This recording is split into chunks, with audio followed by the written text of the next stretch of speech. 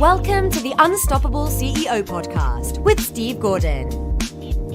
Welcome to the Unstoppable CEO podcast. I'm your host, Steve Gordon, and today I'm very excited to be bringing you what I think is going to be one of the most interesting conversations that we've had so far. Today, I want to introduce you to one of my mentors, Dan Sullivan. Dan is the founder of Strategic Coach. He's coached over 18,000 entrepreneurs through his organization.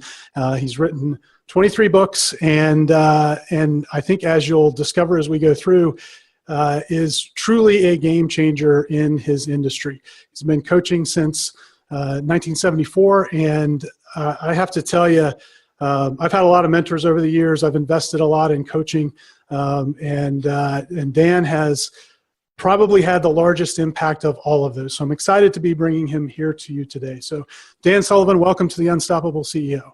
Oh, thank you, Steve, and both for your great introduction, but also just for introducing me to your community and to your network. So this is a real gift. So I really appreciate it. Well, I'm happy to do it. And to get us started, I know we briefly touched on your background in the introduction, but if you could just take a moment and give everyone a little bit of context for. Yeah, well, within the next 30 days, I'll turn 74. So I was born in just before D-Day in 1944, grew up as a farm boy in Ohio, and not any money in the family. So had to educate myself, put myself through university, in the 60s, early 70s, through some contacts, got a job in Toronto, Canada. I had already spent 2 years overseas with the U.S. Army during Vietnam, and got a job in Toronto, moved there in 71 as a copywriter with BBDO, big international ad agency in their Toronto headquarters, and spent 3 years writing copy for fairly big corporations, but also a lot of small family-owned businesses. And I got the idea doing the work with the small businesses that for small businesses, they were buying ads, but their problems generally weren't advertising problems. Their problems were lack of focus, lack of having a future that was bigger than their past, and really not having a strategic plan. And I'm a pretty good strategic thinker.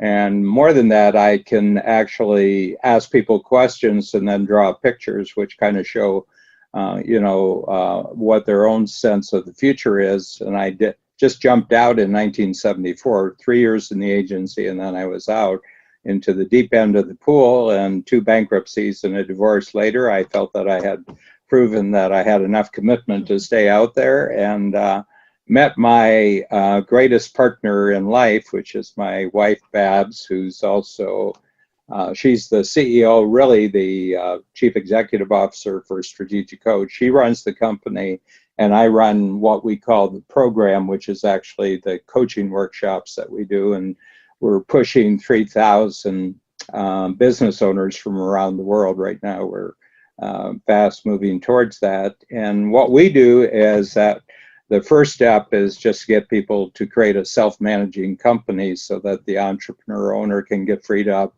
to grow the business, not to be involved in, totally taken up day by day just in the thick of the existing company, but to be continually creating a company that will be bigger in the future and more valuable, more profitable, and certainly more exciting for the entrepreneur. So that's what we've worked on for the past 44 years, and I love it. At 74, I'm more excited, and I'm a lot more skillful than I was 20 years ago at 54.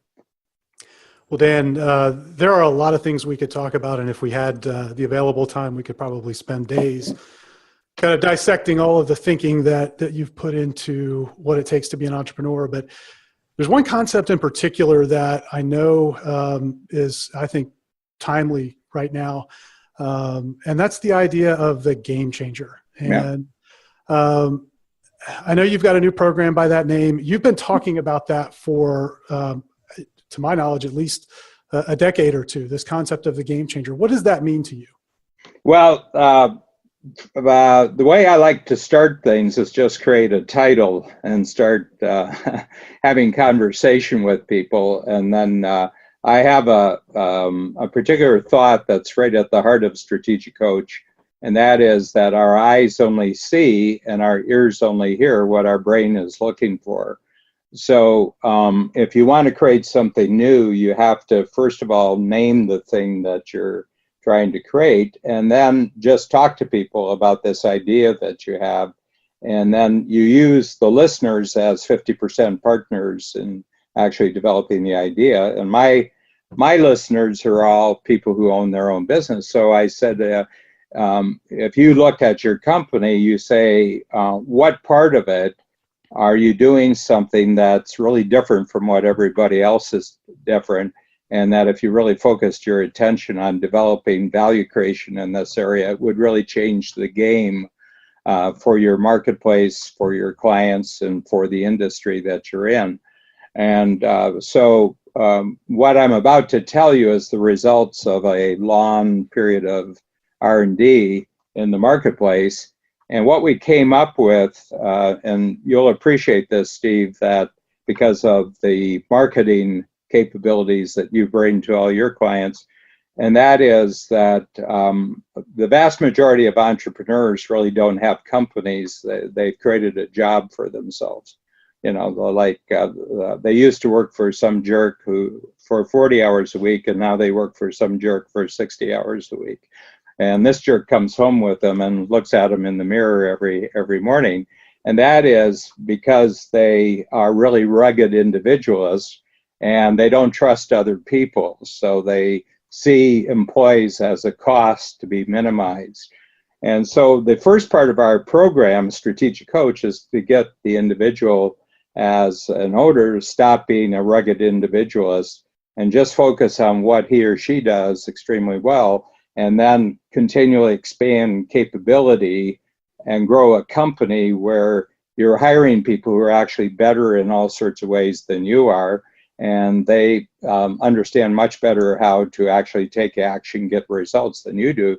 But you're very, very good at framing a bigger jump for the company. So you're the creator of the future for the company, and then you communicate really well.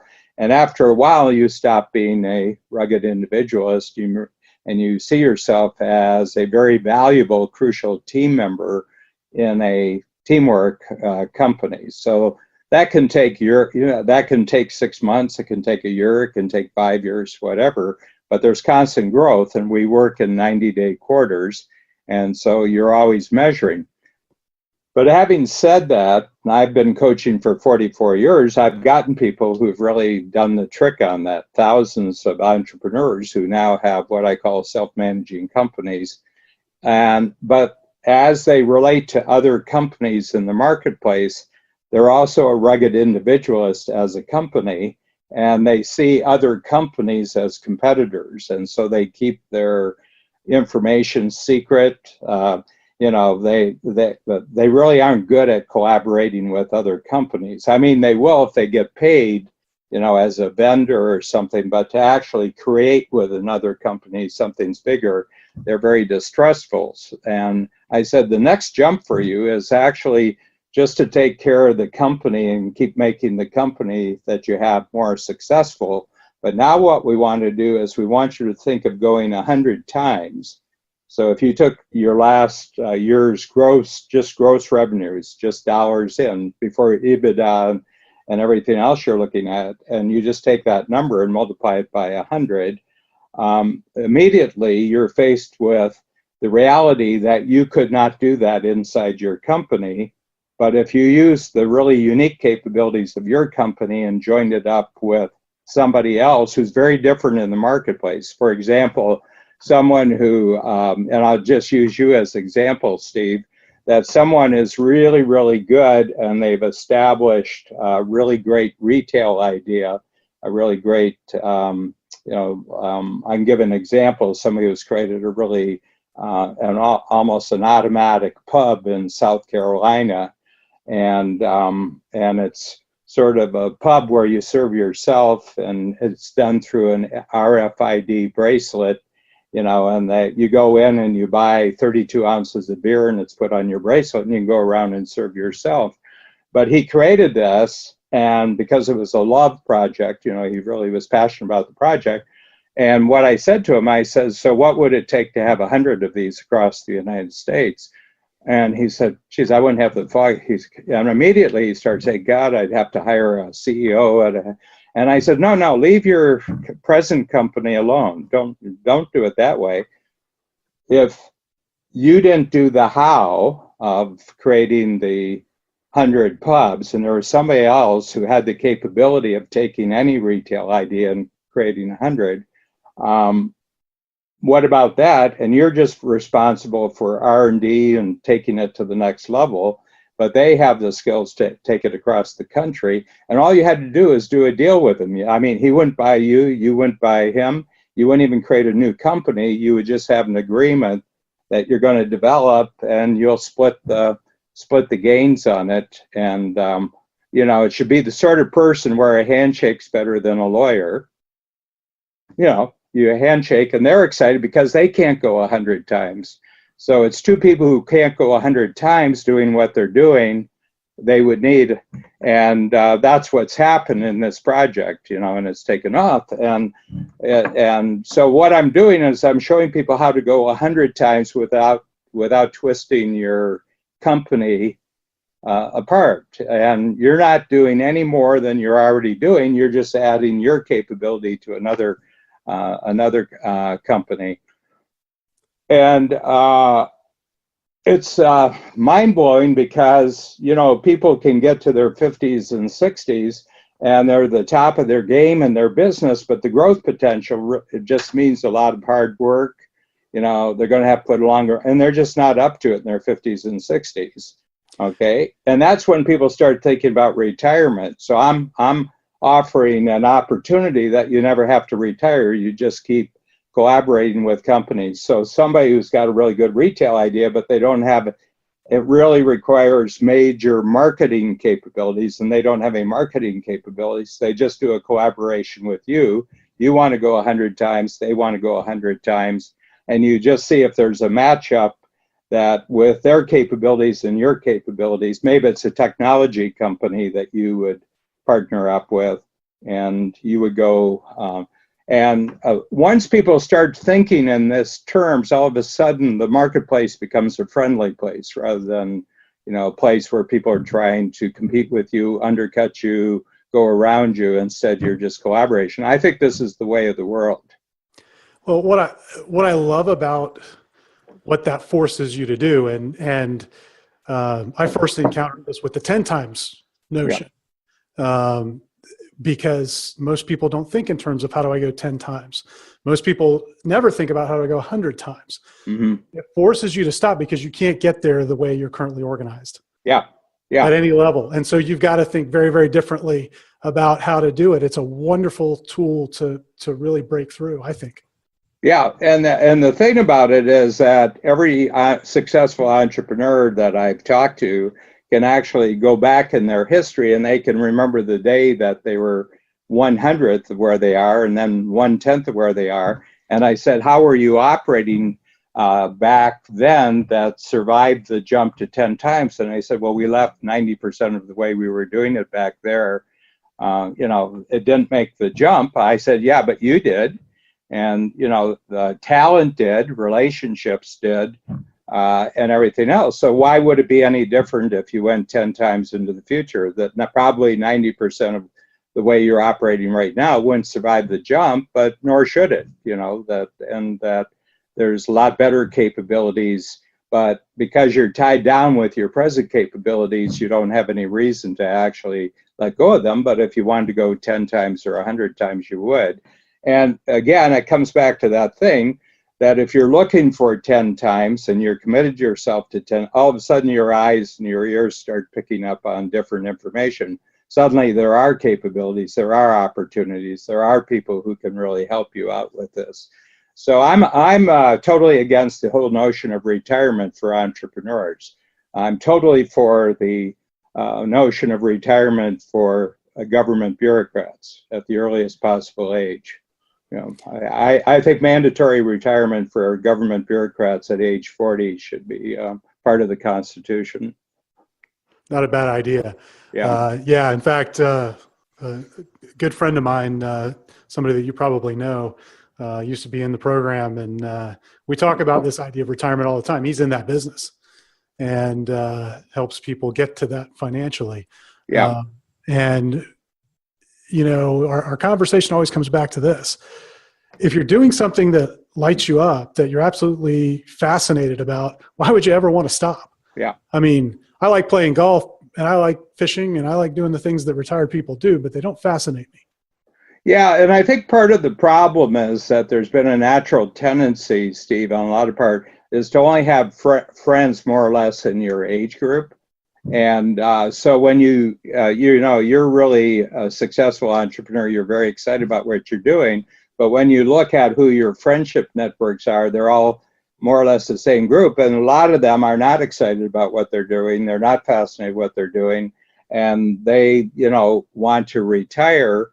And we need friends, you know, we need friends. So I've always encouraged entrepreneurs to have friends that are 20, 30 years older and have friends that are, you know, 20, 30 years younger, and have a vertical friendship line rather than a horizontal friendship. Because, you know, if your friends are dying, it looks like things are declining.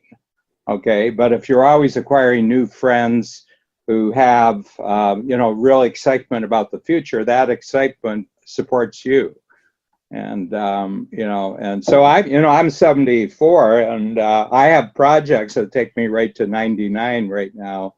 And they're going to require far better skills than I have right now. I'm going to have to constantly grow because the means are available now from a medical and technological standpoint to actually rejuvenate, you know, the entire cell structure of your body. You can replace your stem cells with stem cells from what's called young blood stem cells, from natal, from umbilical cords, from placentas. I mean, these are now becoming available, and they're not genetically specific. You know, in other words, that you could get blood from a newborn baby. I mean, parents make these available, and they, you know, they can take a little bit and they can make it multiply it by 1,000,000 times. And this is going to be a big part.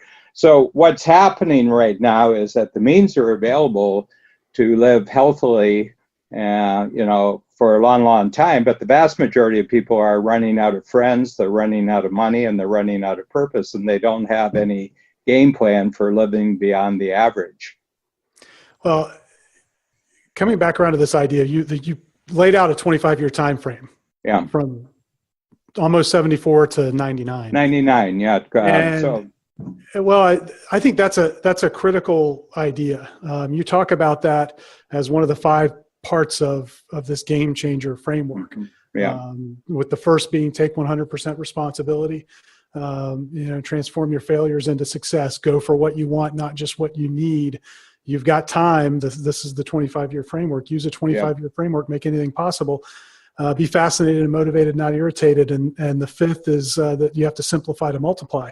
Yeah. And we were talking about this idea of 100 times. Most people, when you introduce either the 10 times or the 100 times now concept, I find they go immediately to the 100 times. Is that going to happen next month, the next quarter? The time frame is too close. Yeah. And that makes it pressure, and they believe that it's impossible. Yeah, so I've been around the you know, goal setting, and I don't think that there are impossible goals, but I do think there are impossible time frames. Okay, and so what I do is when I do something really big, you know, that really requires growth on our part, I said I'll give myself 25 years for this, because the growth is not going to be linear. The growth is going to be, if you do the right things. It's 100 quarters. The reason I like 25 years so much, it's 100 quarters. And you only have to, it's like compound interest. You just have to make the right deposits each quarter, and then it starts compounding. And the type of investments would be teamwork and technology, basically, that every quarter you're adding new human capability and you're multiplying it with new technological capability, and it will become exponential. This is not a mystery how that actually happens. You put the emphasis, you have people just working where they're really great, and then you just continually multiplying their greatness with technology. And that's how the world develops right now. And, and there's a lot of supporting evidence with this. The opportunities is there for people to really take advantage. But the only question is, does the person who owns the company, does that individual actually have a future that would encourage that type of use of human teamwork and technology? So, it's really interesting. I just started a podcast series last week. So if you think you're overwhelmed now, you haven't seen anything yet, Steve. I started one with a partner named Mark Young in Detroit, and we call it the American Checklist. And it's the 8 mindsets you have to be if you're going to be a happy American. And I've lived outside the United States actually for 2/3 of my life, because my headquarters is actually in Toronto, but the big market for us is the United States. And I was just pointing out a fact that the people who started the country, the United States, knew they were doing something really big, and they lived a long time. So with the exception of Hamilton, who got killed in a duel, all, the recognizable founders, and that would be Franklin, Washington, Adams, Madison, Jefferson, and actually James Monroe, who was actually he isn't as famous, but he was a crucial figure. They lived into their 80s and 90s when the average lifespan was, maybe 35 or 40. And actually the second, third, fourth, and fifth, that would be Adams, Jefferson, Madison, and Monroe, all died within 6 days of each other, almost exactly on the 50th anniversary of the Declaration of Independence. 3 of them, Monroe, Adams, and Jefferson, died on July 4th, 1826, and Madison died 6 days before. He was a bit of a slacker, and he was a little guy. He was 5'2", and I think he might have weighed 100 pounds. But he's the architect of the system. He put together all the checks and balances. But the reason why they lived so long is they knew they were doing something great. They were doing something that had never done before. And my feeling, it was just their desire to see what it looked like after 50 years that kept them going. And they got to the 50th anniversary, and they all just died. They said, okay, we've seen it. It's lasted for 50 years. And, you can see people, look at Warren Buffett, he's 90, and so many great people who are doing great things and are keeping themselves intellectually engaged and motivated and are taking on bigger projects, new ideas. That sends messages to their body to keep living. The body will only last as long as your mind thinks it should. Yeah, I believe that wholeheartedly. And, we see, you see the statistics, and I read it somewhere about a decade ago that the number one cause of death for American men was retirement. Oh, yeah.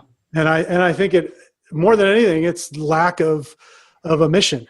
When you lack that mission that you're going on, why bother getting up in the morning? Yeah, and the other thing, men are more career specific in terms of what their networks look like than women.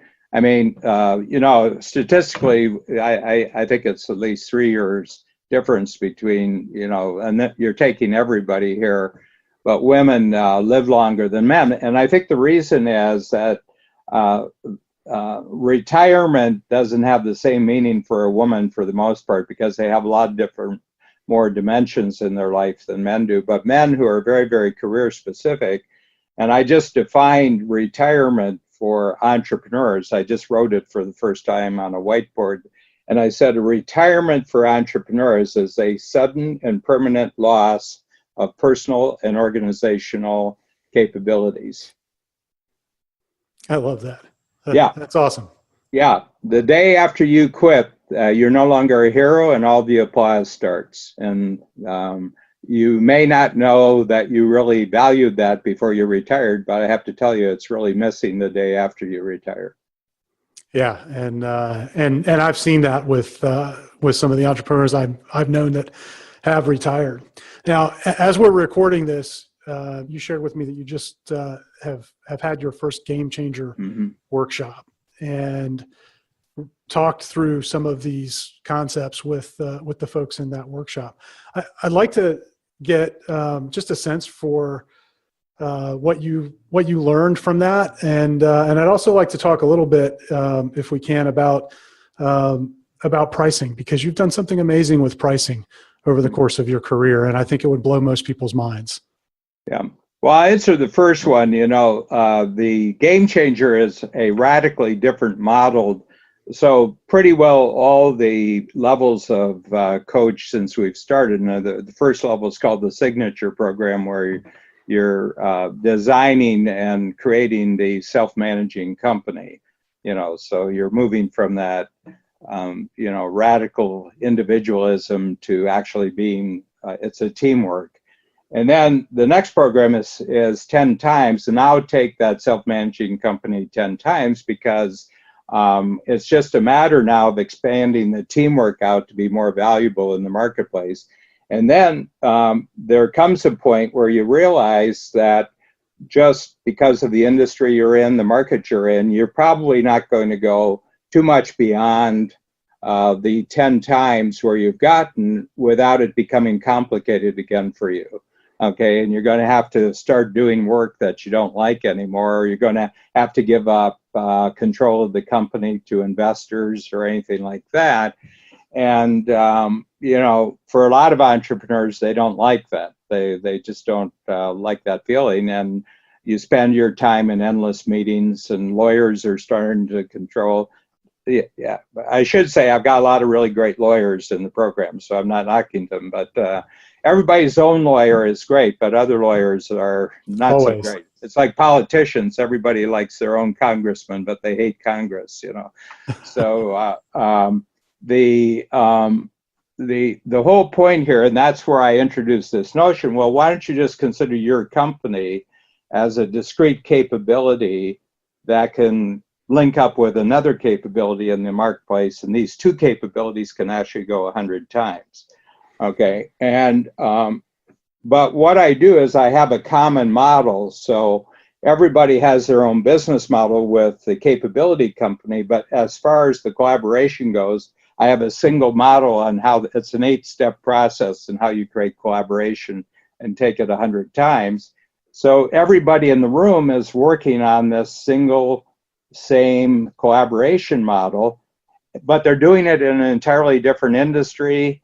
And so there's this fascination on the part of everybody. I wonder how this person's doing it in the music business. This person's doing it in the pub business or the hospitality.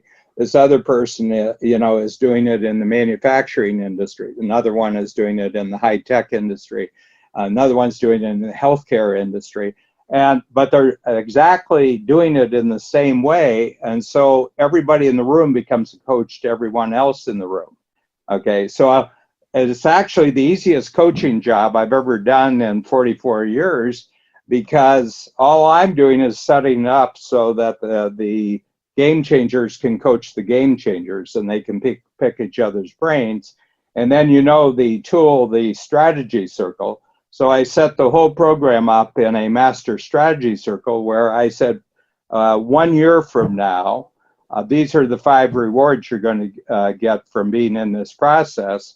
And what I want you to tell me now is all the reasons why you can't get those 5 rewards. And those are the obstacles for the strategy circle. And then when we got actually about 12 from the first workshop, and I said, thank you very much. You've given me all the raw material for creating the next level of the program. So actually, this is going to be wonderful for me for the next 25 years. But here's the thing. Here's the thing, Steve. Immediately when I see where I know the top of the hill that I want to get everybody to, and now I can go right back to the very first workshop, the first level, and say I want to. You know, I was a Boy Scout, and the first day I was a Boy Scout, they gave me the handbook for boys. This is in 1954. And the first thing they said, you're a tenderfoot. We want to show you what Eagle Scout looks like. And these are all the things you have to do to get to Eagle Scout. And I can now do that for entrepreneurs, right from being a rugged individualist to being a full-fledged global game changer. And so I've created, you know, I have to tell you, the last 10 days, been 10 days, have just been the most relaxing, most enjoyable days that I've had in 44 years of coaching. And I said, I know where the top of the hill is. I know where the top of the mountain is. And I know the complete path that any entrepreneur can go through to get to the top of the mountain if they give themselves 25 years. You know, I'm listening to you, and I always like to listen to. You know, this is a sales job I'm doing on you, Steve. Yeah, I know you are, and that's what I'm listening to. I always love the content, but I'm also watching what you're doing, and for everybody who didn't pick up on that, is Dan just laid out why someone would stay in the strategic coach for 25 years. Yeah, and he told you exactly how he's going to do it to you too. Well, not only that, you know, I just asked you the question, you know, what are you going to do something with your next 25 years anyway? I can make it really interesting. Yeah. And with that, I want to just touch on one thing, because this whole idea of having this 25-year mindset and this 10 times or 100 times now vision, for a lot of people who are, you know, at a point in business, maybe they can't quite see that far. I think it's really easy to discount when you hear somebody talk about that. Oh, well, that's just that expert guy, that guru guy saying that. You've actually experienced that. From what I know of the history of strategic coach and where you started, and what I know about the Game Changer program, from a vision perspective, from a pricing perspective, from a scale and the number of clients that you're reaching and impacting, you're living that. So this isn't just some concept that you've thought of, but you've actually put it into practice. Can you talk just for a minute before we wrap up about how that's evolved over time? Yeah, well, the first thing, you know, and it took me a long time, really, you know, to get a handle on how you price things in the marketplace, you know, and the big mistake that I think that I made, and I would say that I'm not unusual in this, I compared myself with what other people were charging. Okay, and you say, well, you want to keep your pricing competitive, but actually that's looking at it that as everyone else as a competitor. And the other thing is that what I perceived is that something you can price what people are willing to pay. Okay, and I give you an example, and it has to. I'm a sports nut, and so there was a contract a couple of years ago where a guy in baseball signed a 7-year contract for $210 million, so basically $30 million, and I was just talking about this in one of the workshops, and they said no ball player is worth $30 million a year. And I said, well, of course he is. He said, somebody wrote him the check. That proves he's worth it.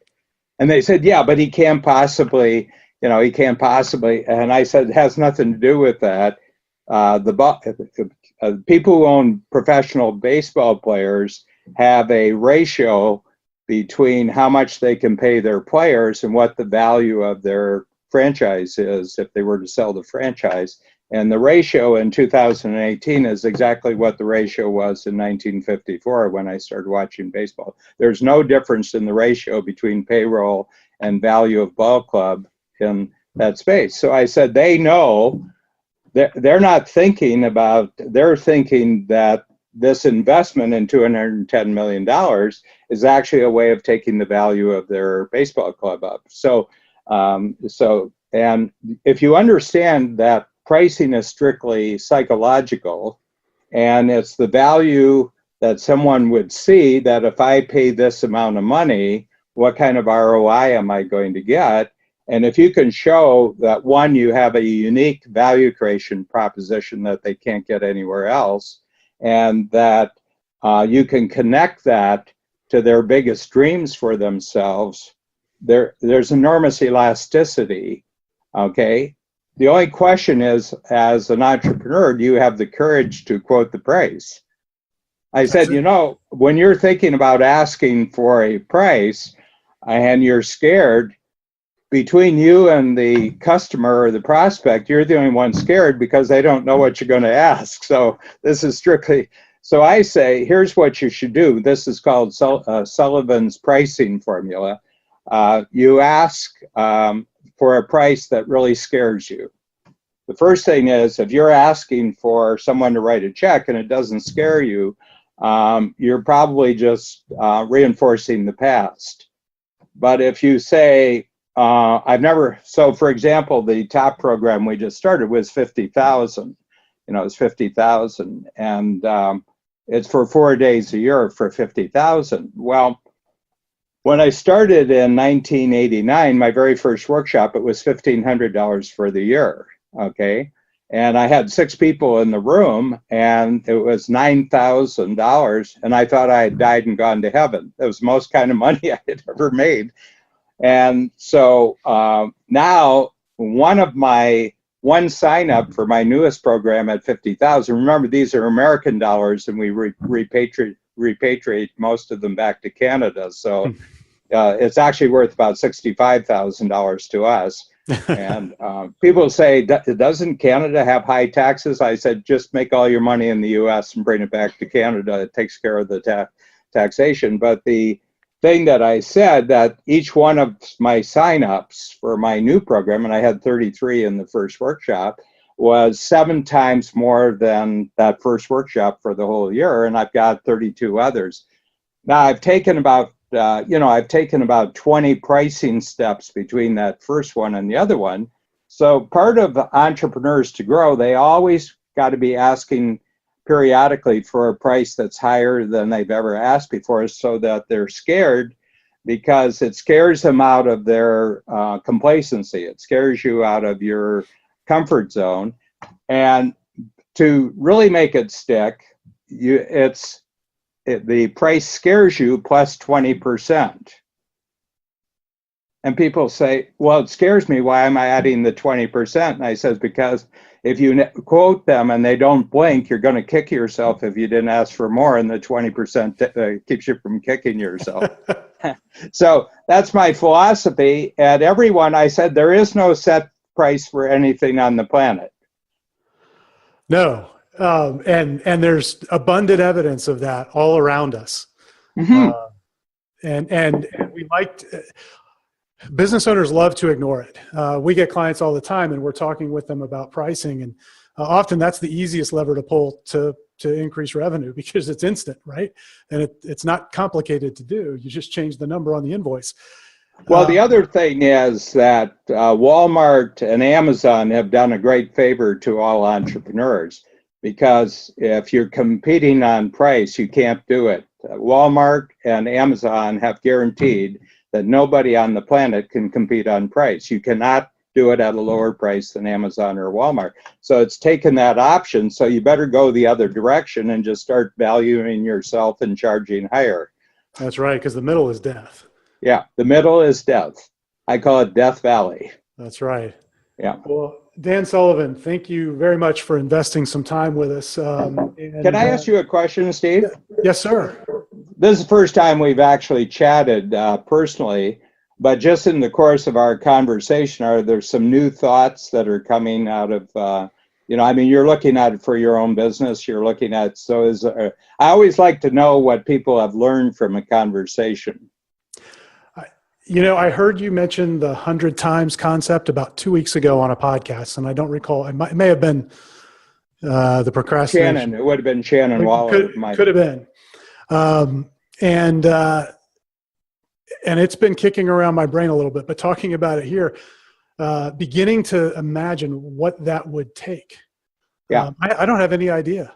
Yeah, but it's not about you doing a new how. It's about you meeting a new who already knows how to do the how. I mean, that's the difference, is that probably you've reached the upper limit of you growing through doing more how, and now you have to switch over to another gear is who. Billionaires don't do how, billionaires do who.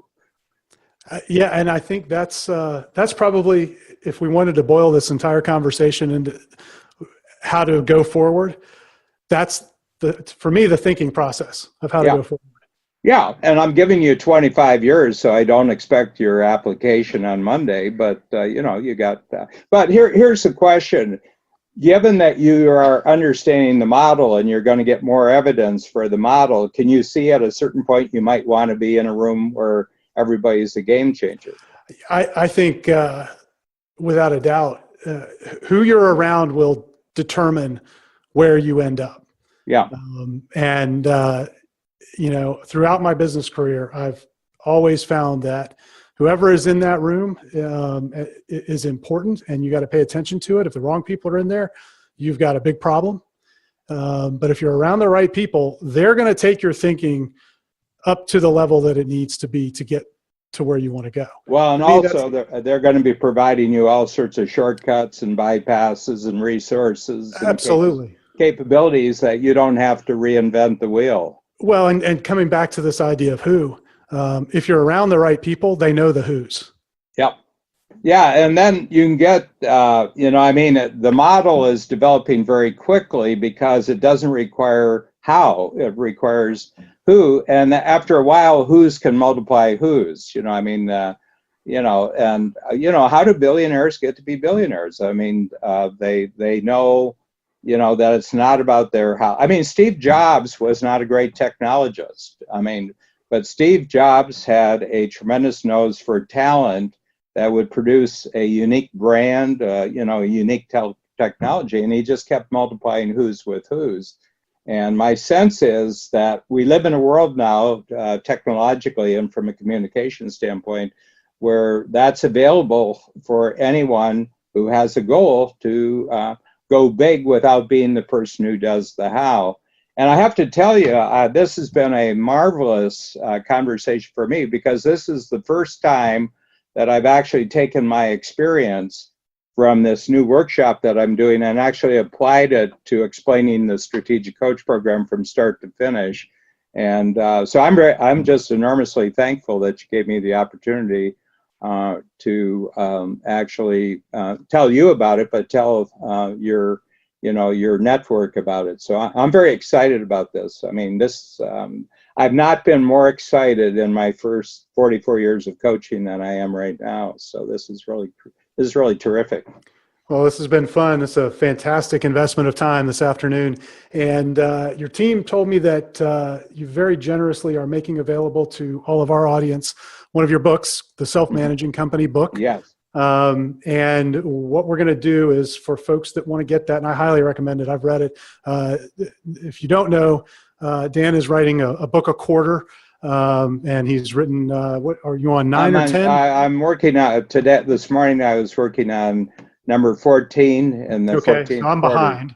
Yeah. But they're fantastic books. They're I call them plane ride books. Every time I get one, then they're on the next plane with me, and take about an hour to read. But for a book that you can get through that quickly, the clarity that you'll get out of it is fantastic. And this is a great place to start.